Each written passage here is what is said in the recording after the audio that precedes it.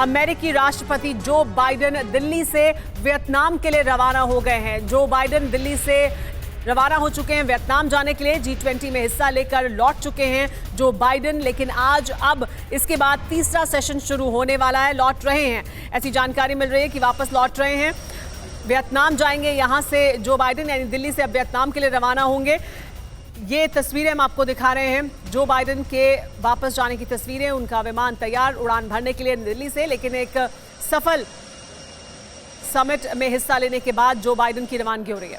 बिल्कुल, तो Joe Biden Bharat में G20 समिट में हिस्सा लेने के बाद वियतनाम जा रहे हैं और वियतनाम जाकर भी चीन के लिए एक बड़ा मैसेज है, क्योंकि ये एयरफोर्स वन जो आप देख रहे हैं बिल्कुल तैयार खड़ा है, जिससे अब वियतनाम निकलेंगे और वियतनाम से भी चीन का विस्तारवादी रवैया जो उनके संबंधों में खटास डालता है, उनके संबंधों को खराब करता है, वो वहां अड़े आता है। वो भी यहां पर चीन के लिए एक बड़ा मैसेज जो बाइडेन देने की कोशिश कर रहे हैं, क्योंकि वियतनाम भी जो बाइडेन की ये समिट बहुत इंपॉर्टेंट है। जो G20 में न्यू दिल्ली लीडर्स डिक्लेरेशन में चीन के खिलाफ जो तमाम तरह की बातें इशारों में कही गई हैं, उसको कैरी करेंगे वो यहां से और वियतनाम जाएंगे। और वियतनाम जाने के लिए तैयारी बिल्कुल हो चुकी है, उनका विमान यहां पर लग चुका है।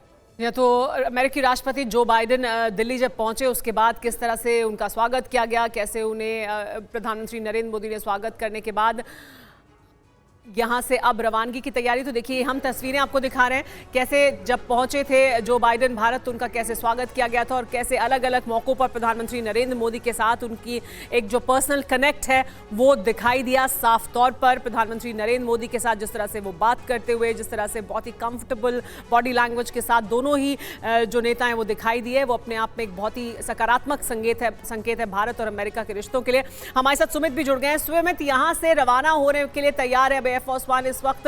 जो बाइडेन भारत से रवाना होंगे और वियतनाम का रुख करेंगे। और जैसा कि गौरव अभी कुछ समय पहले कह रहे थे कि वियतनाम भी जब वो जाएंगे, भारत भी जब वो आए, G20 में भी एक ओवरऑल शैडो है जरूर चीन के साथ जो अमेरिका के संबंध हैं और चीन की जो मौजूदगी है उसको किस तरह से चुनौती दी जानी है, वो कैरी फॉरवर्ड होगा वियतनाम भी जब वो जाएंगे।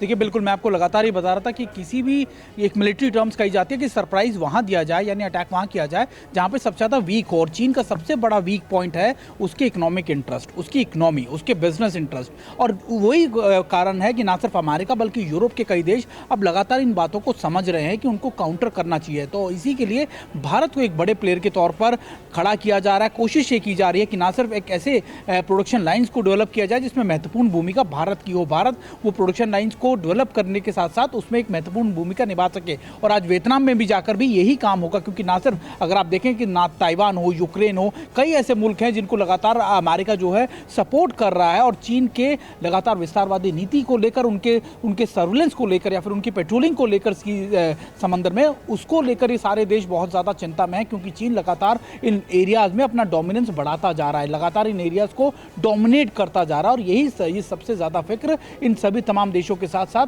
अमेरिका को भी है, क्योंकि अमेरिका जानता है कि अगर चीन ने ये बेसिस मजबूत कर लिए तो अमेरिका को सीधी टक्कर देने के लिए चीन लगातार खड़ा हो जाएगा।